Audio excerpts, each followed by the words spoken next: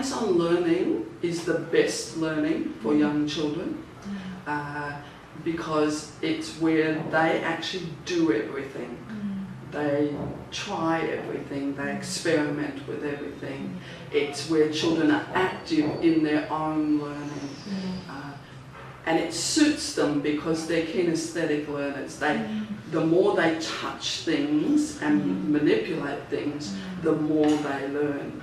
If you watch a very young baby, if you give them a box and a toy, they put the toy in the box and they look, and then they take the toy out, and then they put it back in, and they take it out.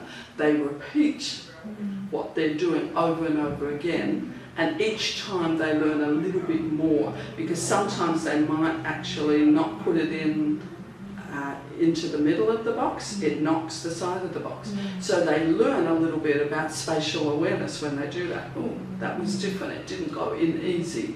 So the next time, they might try and put it in the middle.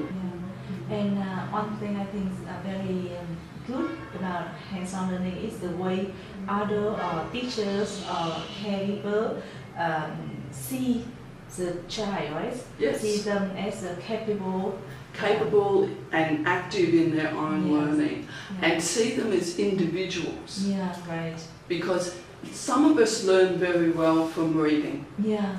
And some of us learn very well from listening. Yeah. But when children see and hear and do all together, they learn so much more. Exactly. In fact, we all do. Yeah.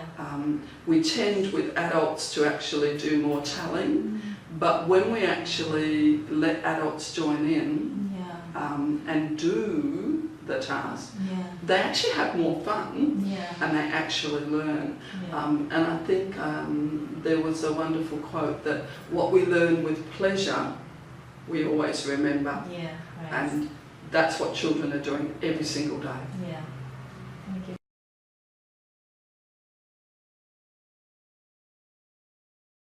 Because that's the type of learning that suits their development.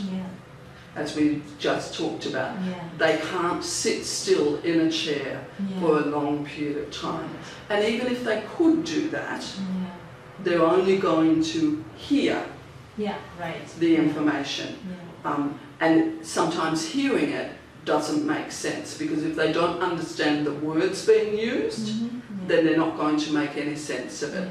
But when they hear it, see it, and do it, then it all comes together. It's like it's a full picture for them rather than a little bit of the picture for them. I see. That's it.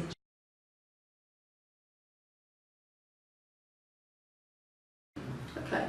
Teachers actually need to have a range of skills. The first being many ideas of how to present the experiences for children so that they are attractive and interesting and inviting for children.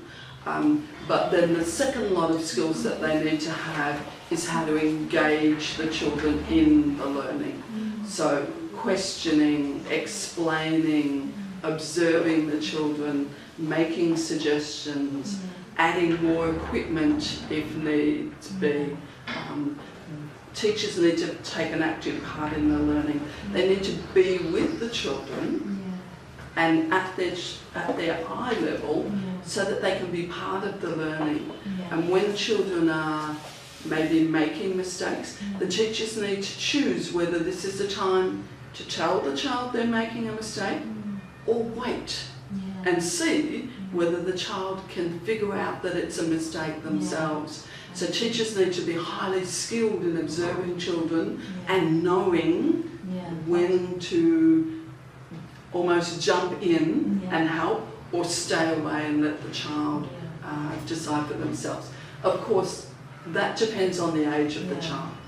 You know, the younger the child is, probably the more likely you're going to be part and change things a little if it's not going well.